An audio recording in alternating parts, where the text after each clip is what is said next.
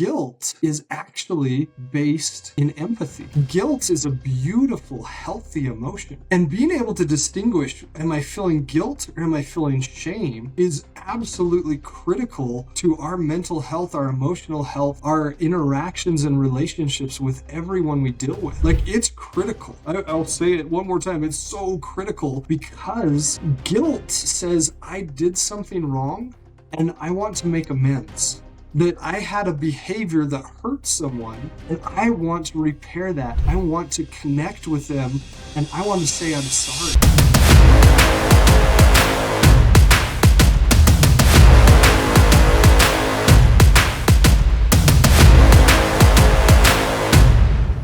All right, everybody, welcome back to another episode of the 1% Podcast. I'm your host, Vin, and I'm Shane. And today we're joined by my man, Curtis. Curtis, welcome to the show. Thanks so much for having me, guys. Of course. Well, guys, Curtis has a very interesting concept here. Curtis is currently being known as a emotionologist, and I don't really have the good words to explain that, so I will leave it to this man himself to tell his story, tell you all what he's been up to, what he's building, and how did he get the nickname Emotionologist. Curtis, take it away, my man. Tell the listeners about you. Thanks, man. So, yeah, what does it mean to be an emotionologist? It was fun because I was on a stage, and I think every other person on that stage was Dr. So-and-so. It was doctor this or doctor that, a psychologist and this and that. And every person that stood up, so they're like, so I'm a psychologist in this field and I'm a psychologist in this field. And I stood up and I said, well, I'm not a psychologist, but I am an emotionologist. And so what does that mean? What does emotionology mean? Is that there, for every emotion that serves us, every emotion that takes us where we want to go, there's a counterfeit. And so I started a company called Counterfeit Emotions. And let me preface that. There's one emotion that can't be counterfeited. And we'll keep the listeners in suspense to figure out which one that is. But there's one emotion that can't be counterfeited. Every other emotion out there has a counterfeit. And that's why I'm writing this book called Counterfeit Emotions and have started this company to really help people, number one, be aware of what they're feeling. And it's amazing because Brené Brown, she did a study with over 7,000 people and asked them, do you know what you're feeling? And we'll do a little pop quiz. It's okay if you don't get the right answer, but guess how many emotions people could identify in the moment. In the moment that they were feeling it, they said, what are you feeling right now? Guess how many emotions total they could identify? I'll take a guess and then Shane. I'm gonna say they probably identified like 3 to 5. Okay. Shane, what do you think? I was thinking 3. Wow, you guys are dead on. Mad, sad, and glad. That was it. They could only identify 3 emotions, which shows us how chronically unaware we are of what we're feeling. How chronically unaware that we are of the thousands of emotions that we can be feeling at any one moment. And we just don't know. And so part of my mission is to, number one, help people understand, am I living my authentic life or am I living in a counterfeit? And the counterfeits are so good at mimicking, so good at masquerading and putting on the mask of that authentic emotion that most of the time we have no idea. We have no idea that we're living in the counterfeit instead of in the authentic. It's a really interesting point actually that you bring up, because this reminds me of a Tony Robbins event that I was at. And one of the exercises was actually to write down how many emotions you experience in the week. And the average person was probably coming up with a list of less than 10, if not 10 itself. And mind you, a lot of these people are into the personal development world, right? And Yeah. then Tony was like, hey, if you really want a rich life, you need to have a variety of your emotions. People who have great lives tend to have about 30 or more emotions that they could recognize that they feel and that really began to change my perception of how much do we actually know about what we're experiencing. And so I'm just curious, part of that, has that been one of the things that really comes up in your work, right? Like when you're speaking with individuals and you're teaching them about these counterfeit emotions or just living a good life in general, where do you tend to see most of the people fall, even from your work with them? Yeah, it's right in line. And I did, when I first got into this research about 7 years ago, I did focus groups and had people walk them through the emotions. And we did an exercise where we wrote emotions down on sticky notes and we put them on the walls. And one side of the wall was the good, and I put that in quotes, the good emotions. On the other side of the wall was the bad emotions. And I cataloged these and categorized them. I literally have thousands of emotions on sticky notes in my closet, in my shelf. I keep all my emotions on the shelf. Um, I have all these emotions, but in the moment, being able to identify, cerebrally, we can say, okay, here's some emotions, but to say, what is it that I'm feeling right now? Most people don't have that ability, and they really struggle to be able to say, outside of glad, sad, mad, or meaning happy, sad, or angry, outside of those, most people can't say, right now I'm feeling despondent, or I'm feeling flooded, or I'm feeling overwhelmed, or I'm feeling grateful, or and a lot of people have trouble just being able to identify the emotions inside of them. And that's why when we get into the counterfeit and authentic pairs, or what I call dyads, these dyads of emotions, understanding those is critical for a happy, healthy life. And not only that, but it's critical for leadership skills. If you look at Cornell University, they did a study, and they found that the number one skill to be able to identify a successful leader is emotional intelligence or emotional awareness. So if you want to really succeed and hit that 1% in life, the number one thing you can do is be aware of your emotions, develop emotional intelligence and the ability to regulate and understand and feel those emotions. And what have you seen as being the biggest reason, before we get into like the next part of around the dyad, I believe? What's the biggest thing that gets people so stuck? Why are people only experiencing? One is the lack of education. The other is that they don't want to feel. Hmm. And I know that sounds harsh. They're like, wait, really? People don't want to feel?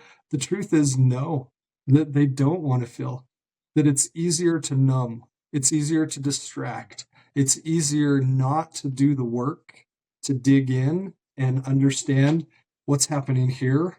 It's easier just to put it aside and say, oh, I'll get to that later. Or, I don't really need to do that. I'm kind of okay. I'm kind of coasting along.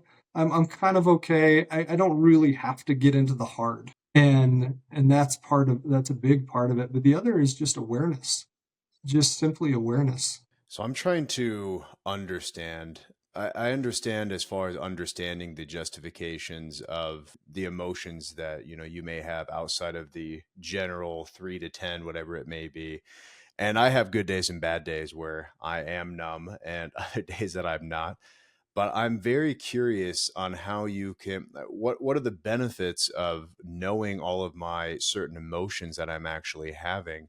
You're saying being a better leader and overall a better person, but how can you really justify that I'm going to be better knowing these certain emotions, that I'm envious, I'm jealous, I'm enraged, whatever that emotion may be, outside of the 3 to 5 regular norms? How can you justify this is a happy, healthy person because he's identified the emotional state that he's in, compared to the numbness?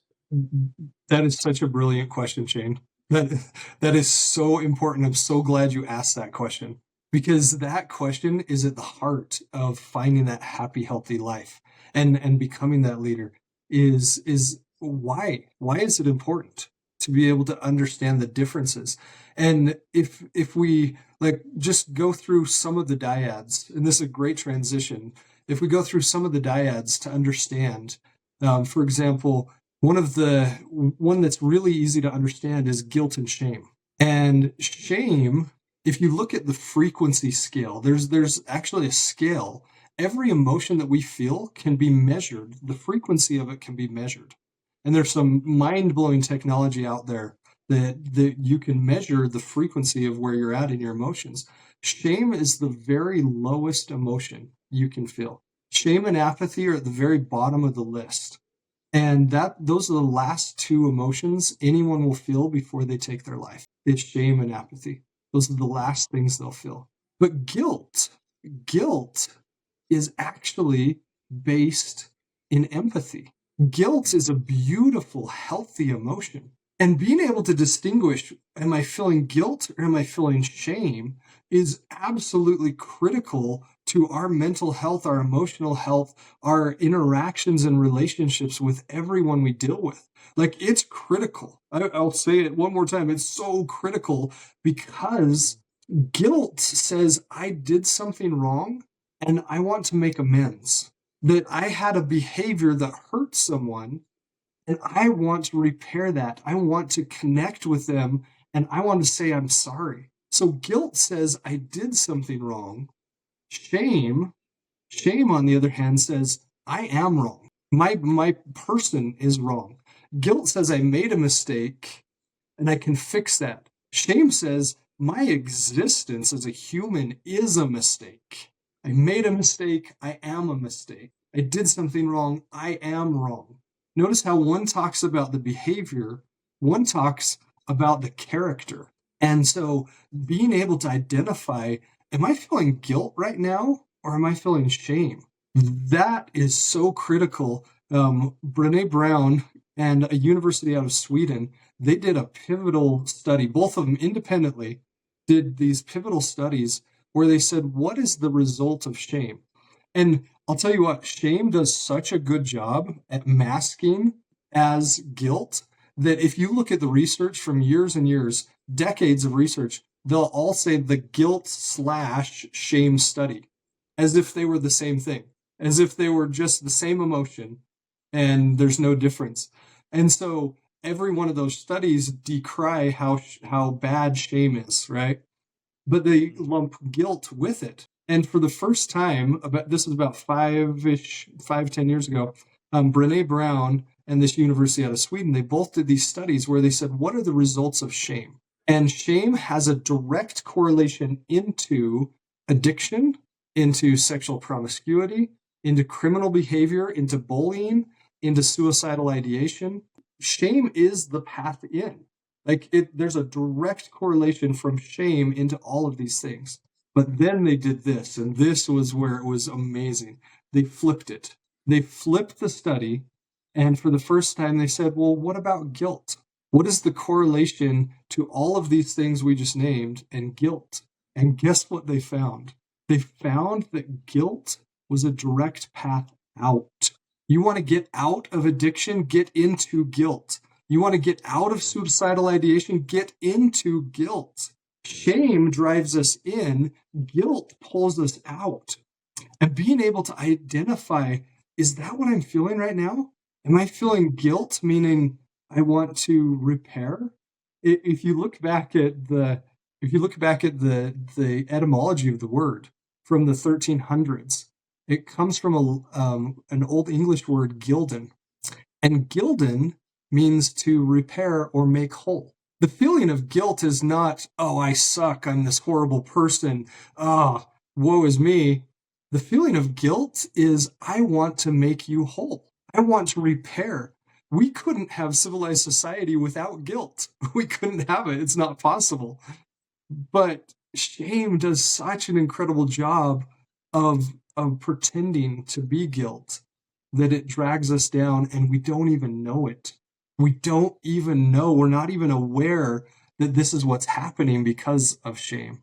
I think you painted that picture very, very beautifully. And I have never heard that description of guilt before, being more as a positive notion to kind of make you whole. And it makes complete sense, especially when you're comparing it to the extremity of shame. Can you also utilize this for anything happiness related? Because I understand now what the importance of identifying guilt and shame and how that can make you a better leader, a better person overall. And those are two very extreme ones. What about on the alternative side for happiness? Yeah. Yeah. So if you look at some of the other pairs or some of the other dyads, one great example is love. And this, if I can take a slight divergence and then come right back to the question, when we're growing up, we learn opposite emotions. We learn love, don't hate, right? And they're completely on opposite ends of the spectrum. And love says hug, hate says hit, right? This is anger and wrath and all of those. But love says hug, and it's so different. It's easy. It's like, oh yeah, I get it. That makes total sense. But what about that emotion that slides right up next to love and puts on the clothing and looks and acts and feels like love? What about that emotion? That's the counterfeit. And that emotion is lust, where love says hug and hate says hit. Love also says kiss, and lust says kiss. They're the exact same. And that's why they're so dangerous. That's why they're so sneaky, these counterfeit emotions, because love says, I want to connect with you on an intimate, vulnerable way. Lust says, I just want to take from you. You're an object to me. You don't actually mean anything more than a Kleenex box. You're just like this thing I use. I blow and then I throw away, right? I blow my nose and I throw away.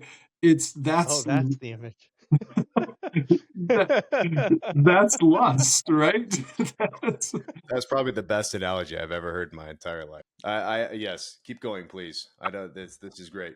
and so when we're in love, that's my favorite image of love is the open hand. And the reason that is because love takes two parts. Love is a matter of giving, but it's also a matter of receiving, both with an open hand. And notice I didn't say love is give and take. I said love is give and receive, which implies that someone else has given to us.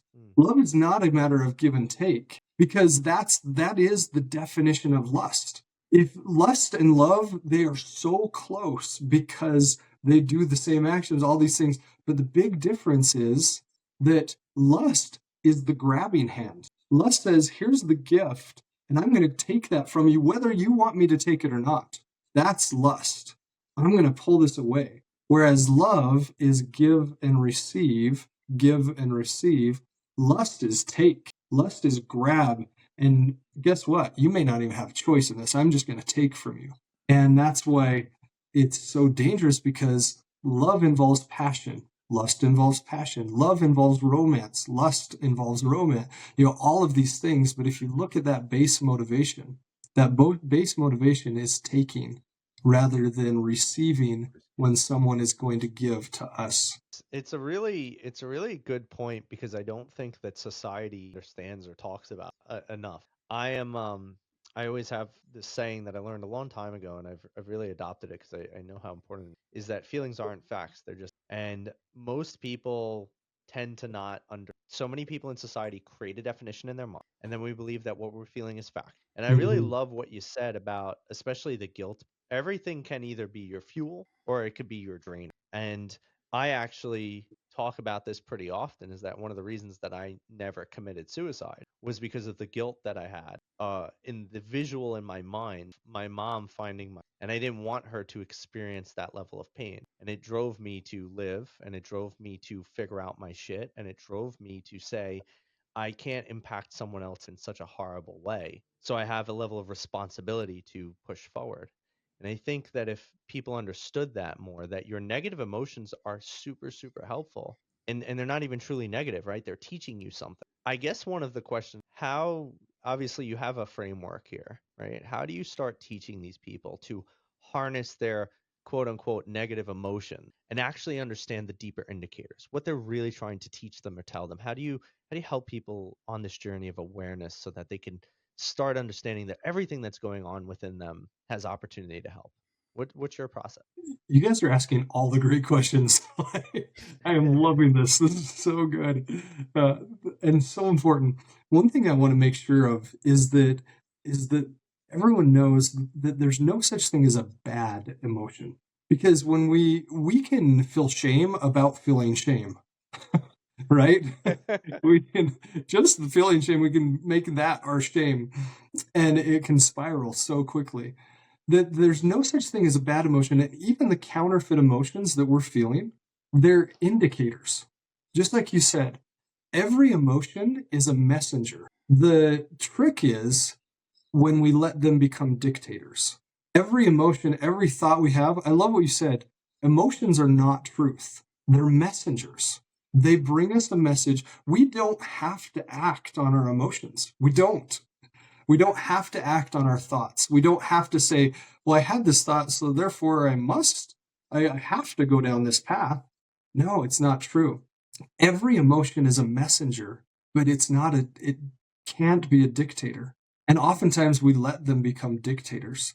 We let our emotions just take over and say, well, I felt this, so I have to go down this path, where it's not true. We can watch or witness our emotions like we're laying on a grassy hill in the summer with our head pointed up, and we see the clouds, and we see them come in, and we see them float by, and then they're gone. And there's a phenomenal study that shows that most emotions last about 90 seconds. So less time than it takes to describe this is how long an emotion lasts.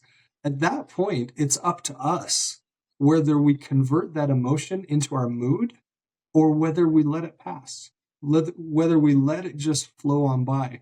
And then your comment was so right on, like it was dead on.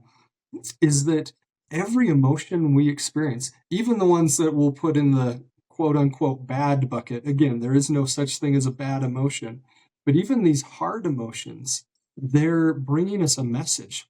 And one that illustrates this really well, one of the dyads that illustrates this really well, is that anger is the counterfeit for advocacy. And originally, when I was doing my research around this, I actually put anger as the authentic emotion. I put it on the side of authentic because there's a really important thing happening when we feel anger. There's an important thing that we don't want to dismiss. We don't want to say, well, I'm just going to suppress that. And to backstep one step is that there's only two reasons anyone ever gets angry. Only two. That's it. The first is danger. The first is the bear is chasing me. I need to pick up the stick and I need to poke it in the eye, right? That's an important thing. And anger provides the body with adrenaline. It provides the body with motivation. Like it's an important thing. When the bear is chasing us, yes, pick up the stick, poke it in the eye, and get away. Be safe, right? So that's the first. The second reason that someone will get angry is because of injustice, a perceived injustice. Let me make sure I put the word perceived in front of that. It's a perceived injustice. That's it. There's no other reason why people get angry. Danger and perceived injustice. And so when we feel that, if you look at the emotional pendulum, on one side is aggression or anger, that wrath, that hatred, that rage. On the other side is suppression. And we often think, well, if I'm unbalanced or uncentered here, I can just swing around. And the truth is, the opposite of uncentered is still uncentered. It's not the place we want to be just because we swung to the other side. Is that this is anger and wrath and aggression. On the other side is suppression. But when the pendulum stops swinging, when there's no more mood swing, that's where we find healthy expression. So we've got aggression, suppression, and then expression in the middle, where there are no swings, where we don't have to go back and forth. And a great way to illustrate this, we'll do another pop quiz. A great way to illustrate this, and don't expect to get this question right, because out of the hundreds, maybe thousands of people I've asked, there's only been two people that have known the answer. But let me ask you, who is Bobby Seale or Huey Newton? You're on mute, Vin, for some reason. How's that? Is that good? I might have hit a button by accident.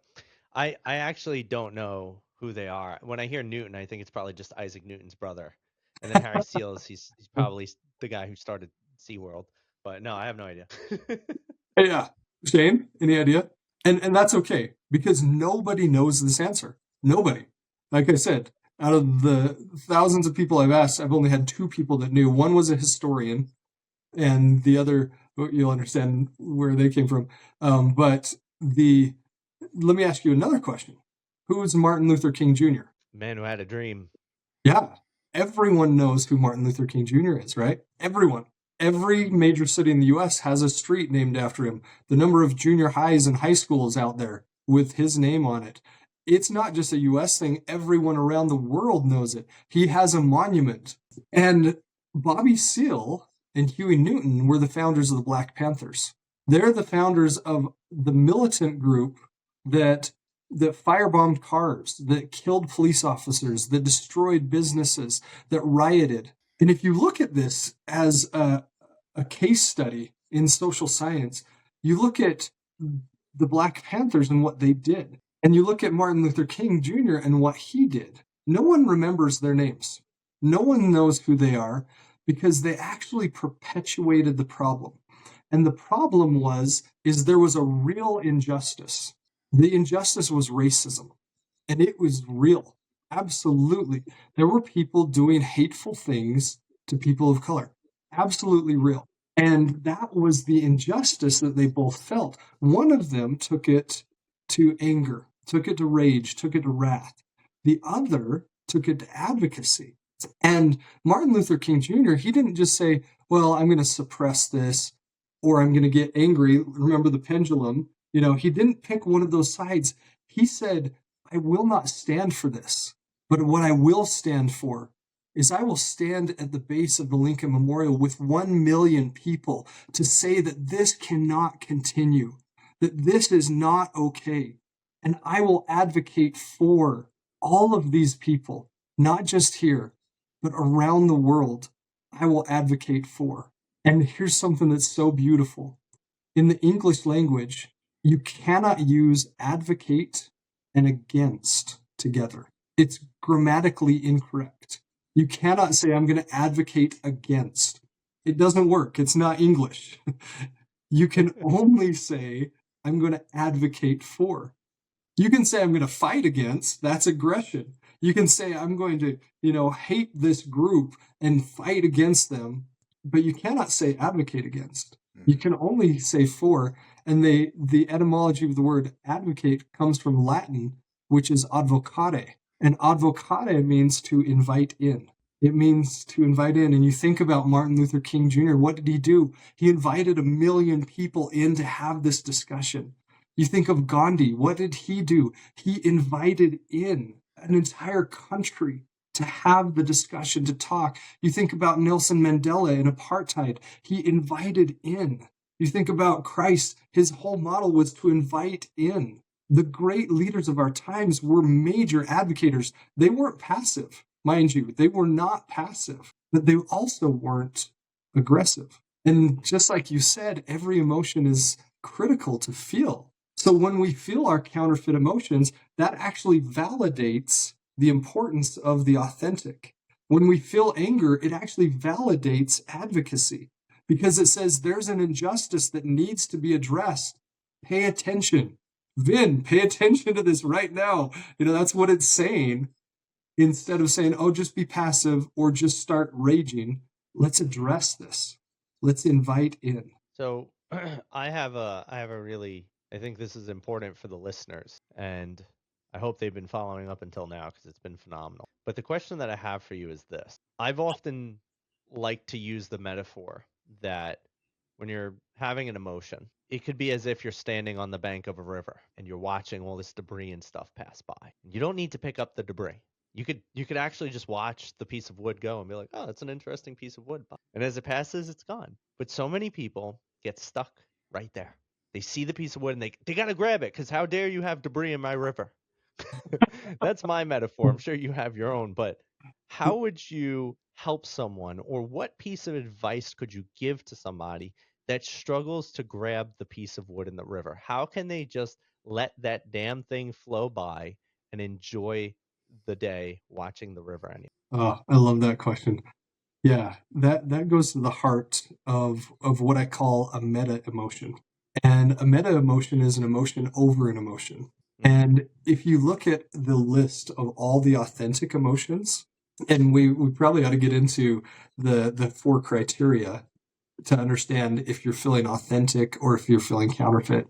But the criteria, real quick, just to list them, is connection, direction, motivation, and valuation. So again, connection, direction, motivation, and valuation. They all end in shun, so they'll be easy to remember. But to go into that motivation piece, what is my motivation behind this emotion?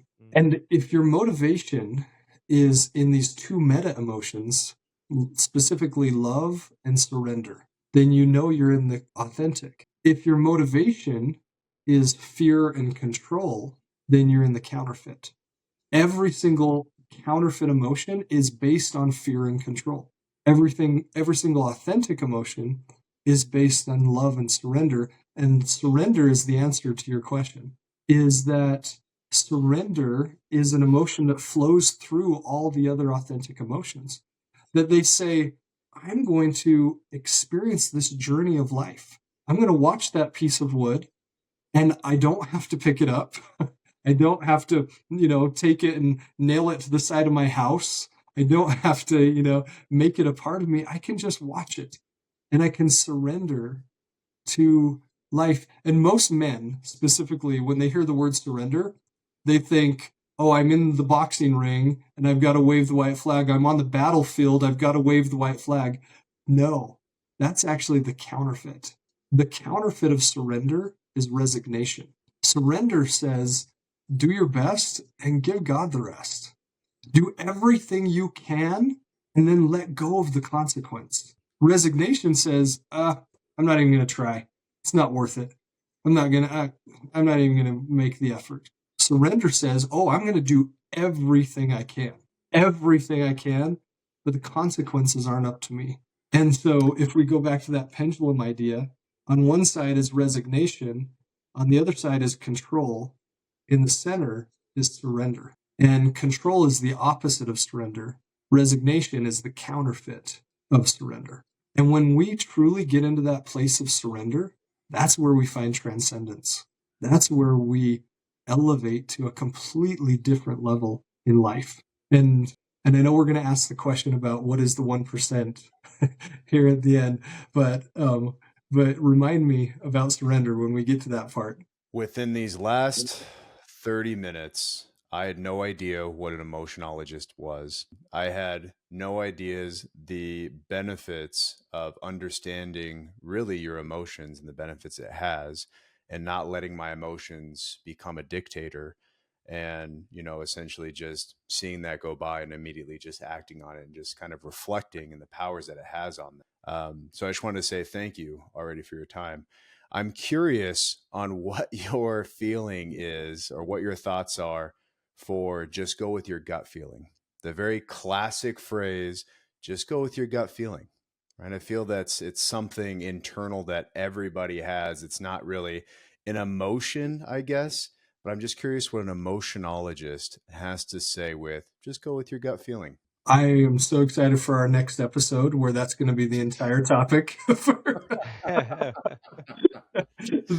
is one deep question. That is one seriously deep question. We probably I do love need it. a part 2 for this.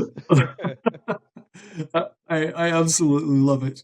And that's something I do all the time. Absolutely all the time.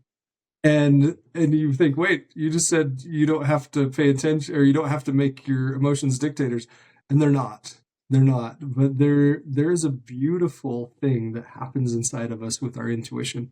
And it is absolutely beautiful. When we listen to that voice, when we listen to that still small voice inside of us, we're actually tapping into the authentic. We're tapping into that part of us that is divine.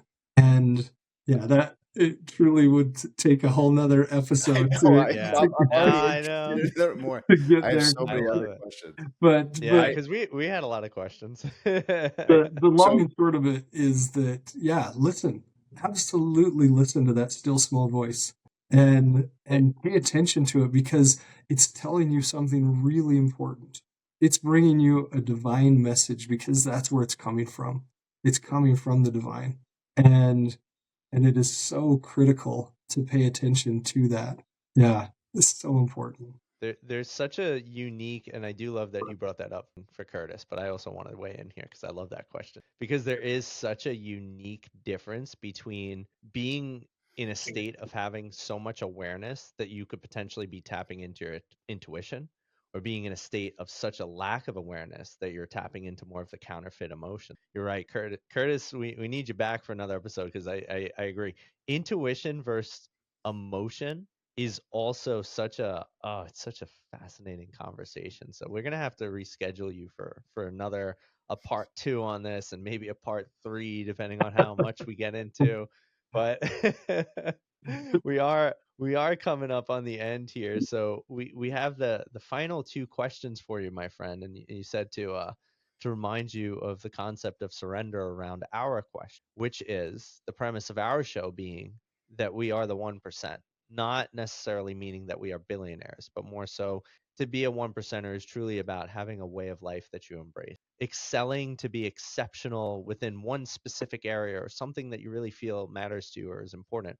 And so our question is always, what is your version of a 1%? Well, I'll circle around to the very beginning. At the very beginning, I said that every emotion, every authentic emotion we experience has a counterfeit, except for one. There's a one emotion that can't be counterfeited, and that emotion is peace. Peace is the only emotion without a counterfeit. And living a 1% life means living in authenticity. And in order to find peace, we have to live a life of surrender.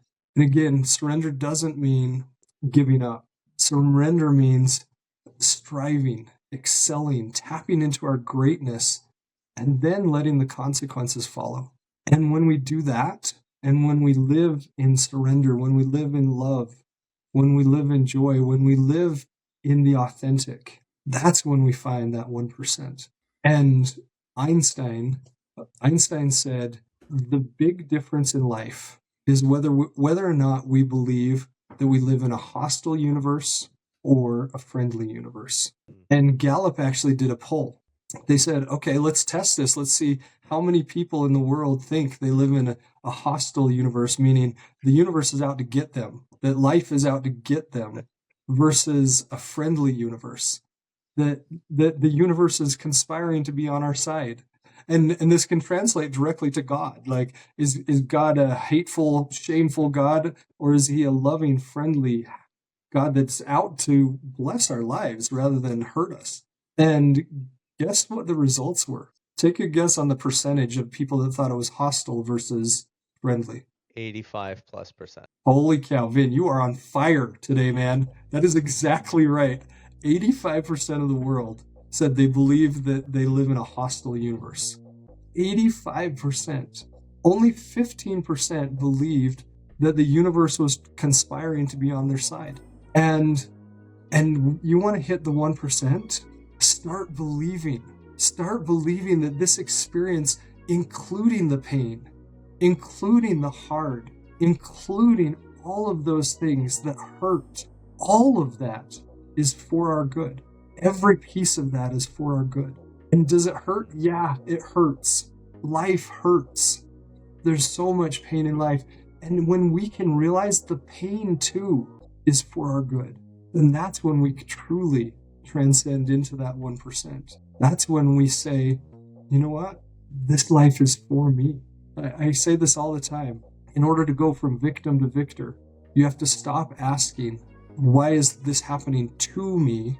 And instead ask, how is this happening for me? And that's when we move out of that victim state into victor. That's when we hit that 1%. That's a very powerful message. I actually had to write that down as you were saying it too, because I want to go back. But live in authenticity is phenomenal, and it's not something that I want to preach in. But me happily saying that I'm in that 15% and giving my life to God makes things a lot easier. When you love somebody, love something that is truly a higher power than you, and it's just something that can never go away, and having that faith, it's truly bliss to live in authenticity, because you know the outcome of what's going to happen. And it doesn't matter what your beliefs are, but I just think I just really resonated with your message. Thanks, Shane. Mr. Riggs is feeling it. It doesn't always happen. I mean, this is, one per year that, Curtis got me all emotional. Well, he's an over here, so emotionologist. He it better makes be able to sense. That's stir why I your had heart, because to- if he can't, he loses his title. So I mean, it was definitely deep, connected with me very much. And I want you back tomorrow. Like, Let's do we'll it. reschedule it. Let's do it. Curtis, we got one last question for you, and hopefully this is the burning question on our listeners' minds, because it should be, and if it's not, they really have to re-watch the episode. But how can people connect with you? Where can they find you? How can they get involved in anything you're doing? Potentially see ways to work with you or attend some things you're doing? Like, shout yourself out, man. Tell people how to connect. Yeah, the best way is to go to counterfeitemotions.com. And if you want to book me to speak, if you want to take one of the master classes on the dyads, if you want to, one of the programs we do is that sobriety is actually the counterfeit of recovery. And we have an amazing, absolutely revolutionary recovery program from pornography. You can go on there. If you want to get pre-read chapters of the book, you can join the Facebook group. Just do a search for Counterfeit Emotions, and I'll be pre-releasing chapters of the book, so you can be part of the beta group that gets early reads of that. And we're hoping to publish the book either in September of this year or possibly May of next year. Depends on a couple different factors we'll know here pretty shortly. So, but yeah, make sure that when the book comes out to grab a copy. Love that, man. Thank you so much. Thank you so much for your time today, your energy, your information, and of course, sharing with our audience. Guys, you heard it here. Go check out the book. Go check out the courses. Stop watching porn. Go get your addiction recovery. And go find my man Curtis on all the mediums and all the platforms. Curtis, stick around for a minute after we end. We got a few things to talk about, maybe even the second episode. But with that being said, thank you so much for coming on today. We really appreciate having you here. Thank you, guys. I feel a true blessing. Thanks. Yeah, of course, man. We're happy to have it. So, as always, my friends, like, share, subscribe, follow, comment, connect with us. Let us know what you thought of the episode, what you learned, and a few great takeaways. Drop the comments below. We always respond, and we're always here to help. I am your host, Vin, and I'm Shane. And that was Curtis. See you, everybody. Bye, guys.